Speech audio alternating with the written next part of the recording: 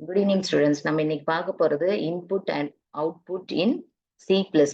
அதாவது இன்புட் ஒரு C++ல நம்ம எப்படி இன்புட் அவுட்புட் வந்து யூஸ் பண்றது, என்னென்ன சப்போர்ட்டிங் ஃபைல்ஸ் யூஸ் பண்றது அப்படிங்கறத நம்ம பார்க்க போறோம். Input and output in C++.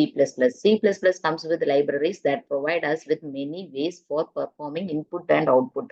C++ல already built in libraries வந்து நிறைய இருக்குது. அதாவது ஃபங்க்ஷன்ஸ் மெத்தட்ஸ் இதெல்லாம் வந்து நிறைய இருக்குது. எதுக்காக அப்படின்னா நமக்கு நிறைய வகையில நிறைய வேஸ்ல வந்து நம்ம இன்புட் அவுட்புட் வந்து பெர்ஃபார்ம் பண்றதுக்கு இந்த லைப்ரரிஸ் வந்து நமக்கு சப்போர்ட் பண்ணும். In C++, input and output are performed in the form of sequence of bytes or more commonly known as streams. அதாவது இதுல இன்புட் அவுட்புட்லாம் எப்படி பெர்ஃபார்ம் பண்ணுவோம்னா சீக்வன்ஸ் ஆஃப் பைட்ஸா அடுத்தடுத்து பைட் பைட்டா வந்து ஒரு டேட்டா உள்ள போகுது அப்படின்னா பைட் பைட்டா போகும். ஒரு அவுட்புட் வெளியே போகுது அப்படின்னா பைட்டா சீக்வன்ஸ் ஆஃப் அது வந்து பைட்டுங்கிறது என்னது பிட்டு. 8 பிட்டை தான் வந்து நம்ம ஒரு பைட்டுன்னு சொல்றோம். அப்ப சீக்வன்ஸ் அப்படின்னா அடுத்தடுத்து கண்டினியூஸா பைட்ஸா வந்து மூவ் ஆகுறது. இது அந்த சீக்வன்ஸ் ஆஃப் பைட்ஸை வந்து நம்ம என்ன சொல்லலாம் அப்படின்னா ஸ்ட்ரீம்ஸ் அப்படின்னு சொல்லலாம். அது சொல்லியிருக்காங்க. First, input stream. If the direction of the flow of bytes is from device to main memory, then this process is called input. அதாவது ஒரு டிவைஸ்ல இருந்து மெயின் மெமரிக்கு வந்து டேட்டா ஃப்ளோ இருந்துச்சு அப்படின்னா அது வந்து நம்ம என்னன்னு சொல்றோம்னா இன்புட் ஸ்ட்ரீம் அப்படின்னு சொல்றோம். அந்த டிவைஸ் என்னென்ன டிவைஸா இருக்கலாம் அப்படின்னா கீபோர்டா இருக்கலாம், மவுஸா இருக்கலாம். இந்த மாதிரி வந்து இன்புட் வந்து டிவைஸ்ல இருந்து மெயின் மெமரிக்கு போச்சுன்னா அது வந்து இன்புட் ஸ்ட்ரீம்னு சொல்றோம். அதுவே வந்து மெமரியில இருந்து நம்ம அவுட்புட் டிவைஸ்க்கு வந்துச்சு அப்படின்னா அதை வந்து நம்ம அவுட்புட் ஸ்ட்ரீம்னு சொல்லலாம். அந்த அவுட்புட் டிவைஸ் எதுவா இருக்கலாம்னா டிஸ்பிளே ஸ்கிரீன், அதாவது மானிட்டரா இருக்கலாம். ஓகேவா? Next, header files available in C++ for input output operations are என்னென்ன input output operationsக்கு நமக்கு header files available இருக்கு அப்படின்னா IO stream அப்படின்னு சொல்லிட்டு யூஸ் பண்ற header file. இது வந்து common header file. IO stream stands for standard input output stream. This header file contains definitions of objects like cin, cout, cerror, etc.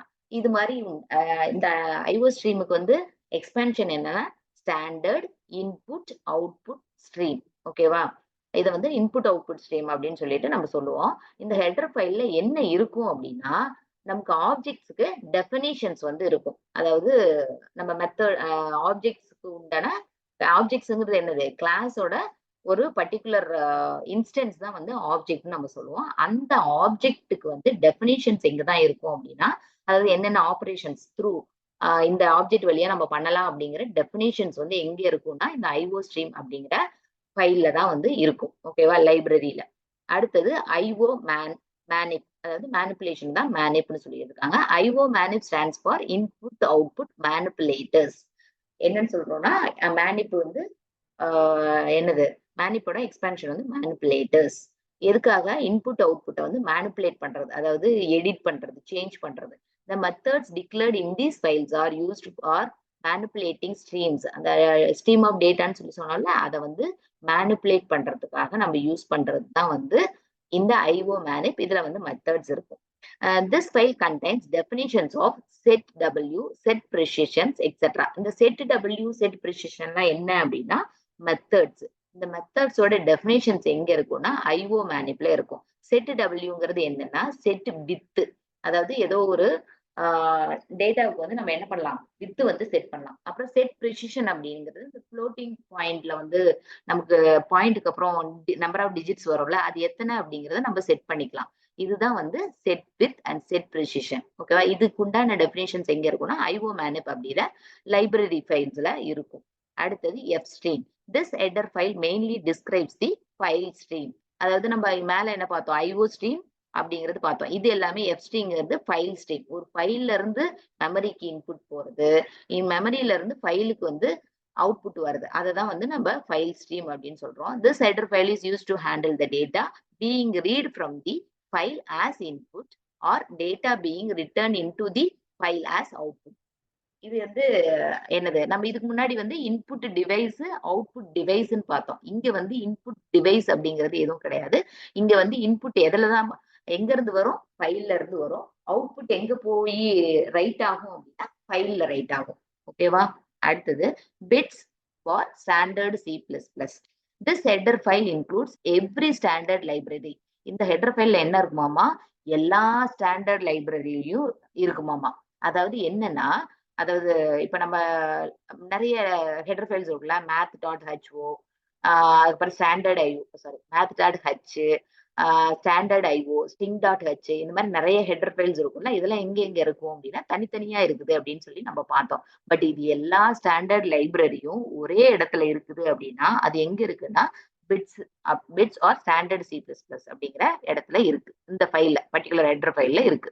In programming context, using this file is a good idea when you want to reduce the time wasted in doing course, especially when your rank is time sensitive. இது வந்து என்ன எங்க இருக்குன்னு பார்த்தோம். எல்லா மொத்தமா அந்த நம்ம C++ யூஸ் பண்ற எல்லா லைப்ரரி ஃபங்க்ஷன்ஸும் எல்லா ஃபைல்ஸும் இங்கதான் இருக்குன்னு பார்த்தோம். இதுக்குள்ள இருக்கு. ஓகேவா? இப்ப நம்ம இது யூஸ் பண்ணோம்னா என்ன ஆகும், இது எல்லாமே வந்து நம்மளோட பர்டிகுலர் எந்த ப்ரோக்ராம்ல வந்து நம்ம இன்க்ளூட் பண்றோமோ அந்த ப்ரோக்ராம்ல வந்து இன்க்ளூட் ஆயிடும். அப்ப நம்மளோட ப்ரோக்ராம் சைஸ் என்ன ஆயிடும், ரொம்ப பெருசாயிடும்.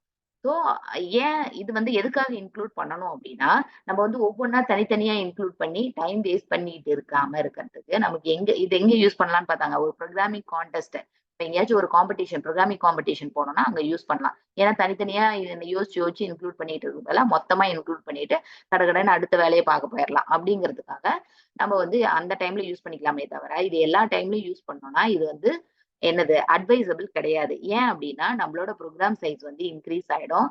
அது வந்து அட்வைசபிள் கிடையாது. இன்க்ரீஸ் ஆச்சுன்னா என்ன ஆகும், ஸ்லோ ஆகும். ஓகேவா? அதனால அட்வைசபிள் கிடையாது. தென் in C++, after the header files, we often use using namespace std. Header files வந்து header files-க்கு அப்புறம் நம்ம ஒரு ஸ்டேட்மெண்ட் யூஸ் பண்ணுவோம். என்ன ஸ்டேட்மெண்ட்? using namespace std அப்படின்னு ஒரு ஸ்டேட்மெண்ட் யூஸ் பண்ணுவோம். எதுக்காக யூஸ் பண்றோம்? The reason behind it is that all of the standard library definitions are inside the namespace std. As the library functions are not defined at global scope, so in order to use them, we use namespace std.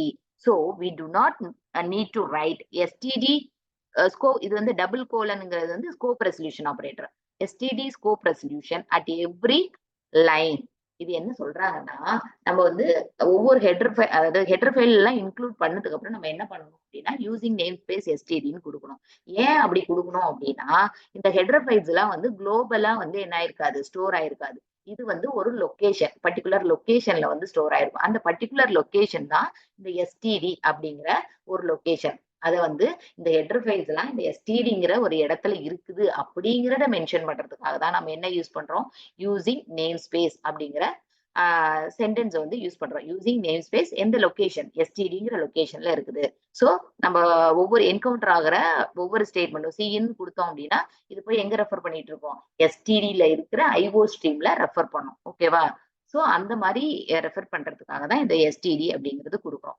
சரி, இப்ப இந்த std கொடுக்கலன்னா நாம அதை எப்படி access பண்ணுவோம், சிஇன் C அவுட்லாம் எப்படி access பண்ணலாம் அப்படின்னா, இங்க அந்த ஒவ்வொரு சிஇன் சி அவுட்டுக்கும் முன்னாடி நம்ம என்ன பண்ணணும், std ஸ்கோப் ரெசல்யூஷன் சிஇன் அப்படின்னு போடணும். std scope resolution C out அப்படின்னு போடணும். அதுக்கு பதிலா நம்ம என்ன பண்ணிக்கலாம், ஒரே ஒரு இடத்துல யூசிங் நேம் ஸ்பேஸ் std அப்படின்னு சொல்லி கொடுத்துக்கலாம்.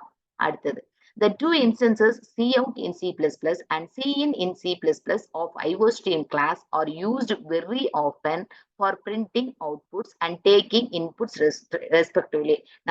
நம்ம ரொம்ப அடிக்கடி யூஸ் பண்ற இன்ஸ்டன்ஸ் அப்படின்னா நம்ம என்னன்னு சொல்லலாம்னா ஆப்ஜெக்ட். ஓகேவா? இதுல வந்து IOStreamல இருக்கிற கிளாஸ், IOStream கிளாஸுக்கு sorry two instances of cout and cin of IOStream class. IOStream கிளாஸுக்கு cin coutன்னு சொல்லிட்டு ரெண்டு இன்ஸ்டன்ஸ் கிரியேட் பண்ணி வச்சிருக்கோம். அந்த இன்ஸ்டன்ஸ் வந்து கிரியேட் ஆயிருக்கு. அந்த இன்ஸ்டன்ஸ் வந்து நம்ம அடிக்கடி நம்ம எதுக்கு யூஸ் பண்றோம்னா அவுட்புட் பிரிண்ட் பண்றதுக்கும் இன்புட் வந்து வாங்குறதுக்கும் யூஸ் பண்றோம். These two are the most basic methods of taking input and printing output in C++. இந்த ரெண்டு மெத்தட்ஸ் தான் வந்து ரொம்ப பேசிக். நம்ம வந்து இன்புட்டை உள்ள எடுத்துக்கிறதுக்கோ இல்ல அவுட்புட் பிரிண்ட் பண்றதுக்கோ யூஸ் பண்றது. To use cin and cout in C++, one must include the header file IOStream in the program.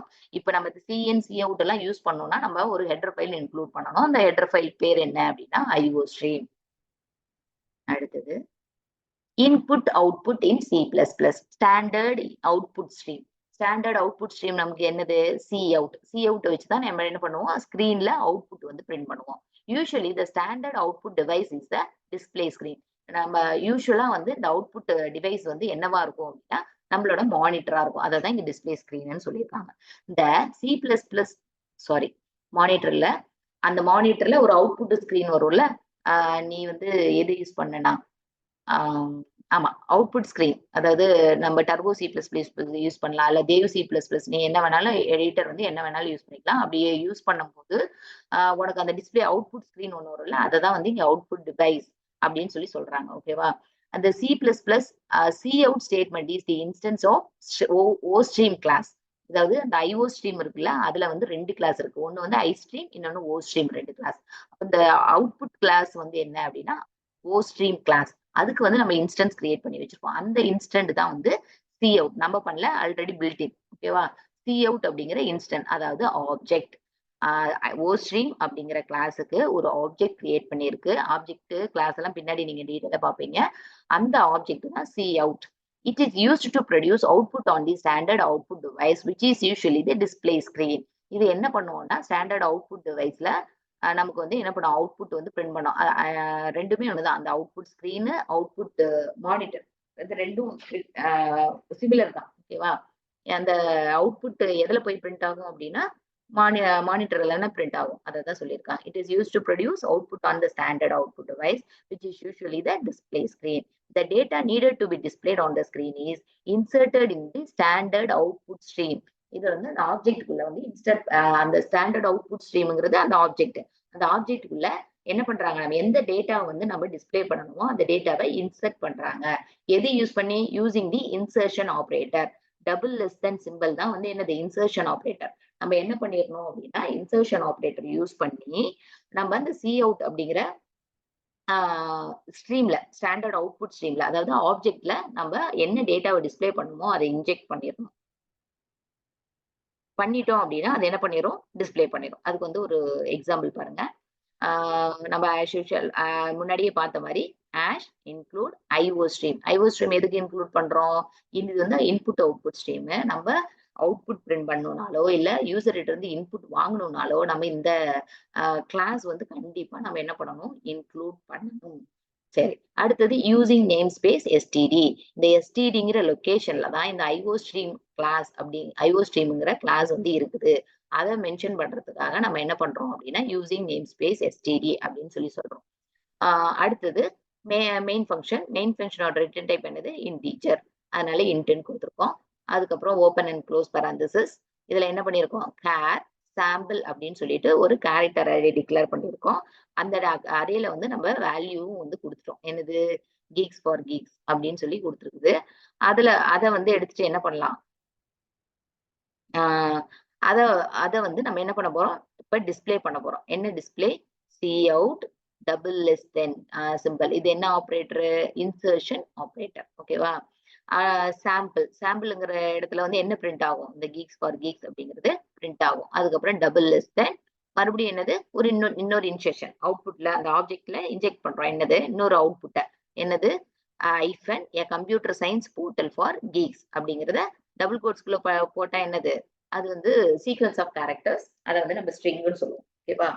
இப்போ செமிகோலன் வச்சு அந்த ஸ்டேட்மெண்ட்டை முடிச்சிட்டோம். ரிட்டர்ன் 0 எதுக்காக? இங்க இன்ட் மெயின்னு கொடுத்துறதுனால இது இன்டீஜர் ரிட்டர்ன் பண்ணுறதுனால இங்க ரிட்டர்ன் 0 கொடுத்துருக்கோம். என்னோட அவுட்புட் என்னன்னு பார்த்துக்கலாமா? Output geeks for geeks hyphen a computer science portal for geeks. ஓகேவா? ஓகே, அடுத்தது அவுட்புட் பார்த்துருவோம். இப்போ இன்புட் பார்க்கணும் இல்லையா? அடுத்தது standard input stream cin. Usually the input device in a computer is a keyboard. நம்ம இங்க இந்த இன்புட் டிவைஸ் என்னதான் யூஸ் பண்ணுவோம்? என்னதான் சொல்லுவோம்? கீபோர்டு தான் வந்து யூஸ்வலா யூஸ் பண்ணுவோம். C++Cin statement is the instance of the class iStream. Cin அப்படிங்கிறது எதனோட இன்ஸ்டன்ட் அப்படின்னா iStream அப்படிங்கிற கிளாஸோட இன்ஸ்டன்ஸ், அதாவது object. is used to read input from the standard input device which is usually a keyboard. எதுக்காக யூஸ் பண்றோம்? நம்ம input டிவைஸ்ல இருந்து input வாங்குறதுக்காக. அது இந்த இன்புட் டிவைஸ் யூஸ்வலா என்ன இருக்கும்? கீபோர்டா இருக்கும். அடுத்தது அதுல பார்த்தோம் நம்ம இன்சர்ஷன் ஆபரேட்டர் வந்து பார்த்தோம். இதுல என்ன பார்க்கிறோம்? Extraction operator. The extraction operator double greater than symbol is used along with the object Cin for reading inputs. Input read பண்ணனும்னா நம்ம double greater than extraction operator use பண்ணணும். அதுவே வந்து display பண்ணணும் அப்படின்னா insertion operator double less than symbol use பண்ணணும். ஓகேவா? The extraction operator extracts the data from the object Cin which is entered using the keyboard. இது என்ன பண்ணும்? அந்த கீபோர்டு வச்சு நம்ம என்னென்ன டேட்டாலாம் என்டர் பண்றோமோ அதுல இருந்து நம்ம இன்புட்டை வந்து எக்ஸ்ட்ராக்ட் பண்ணிக்கும். அவ்வளவுதான். இதுக்கு ஒரு எக்ஸாம்பிள் பார்க்க போறோம். Input output and C++. இதுக்கு என்ன பண்றோம்? IO ஸ்ட்ரீம் வந்து இன்க்ளூட் அப்படிங்கிற ஒரு கிளாஸை வந்து இன்க்ளூட் பண்ணிட்டோம். ஃபைல இன்க்ளூட் பண்ணிட்டோம். அது எங்க இருக்கு? STD அப்படிங்கிற லொகேஷன்ல இருக்கு. ஸோ அந்த இடத்துல இருந்து நம்ம இன்க்ளூட் பண்ணி வச்சுட்டோம். பண்ணிட்டு இன்ட்டு மெயின், இது யூஸ்வலா மெயின் ஃபங்க்ஷன். இதுல வந்து ஒரு வேரியபிள் டிக்ளேர் பண்ணியிருக்கோம், ஏஜ் அப்படிங்கிற வேரியபிள். அது என்ன data type? Integer data type. அடுத்தது என்ன பண்றோம்? இன்சர்ஷன் ஆப்ரேட்டர் யூஸ் பண்ணி நம்ம ஸ்கிரீன்ல வந்து டிஸ்பிளே பண்றோம். என்னென்ன? என்டர் யுவர் ஏஜ் அப்படின்னு சொல்லி டிஸ்பிளே பண்றோம். அதுக்கு இன்சர்ஷன் ஆப்ரேட்டர் யூஸ் பண்ணியிருக்கோம். அதுல இருக்கு அது யூஸ் அந்த எது இன்ஸ்டன்ஸ் மூலியமா அது வந்து நம்ம இன்ஜெக்ட் பண்றோம்? சி அவுட் அப்படிங்கிற இன்ஸ்டன்ஸ் மூலியமா இன்ஜெக்ட் பண்றோம்.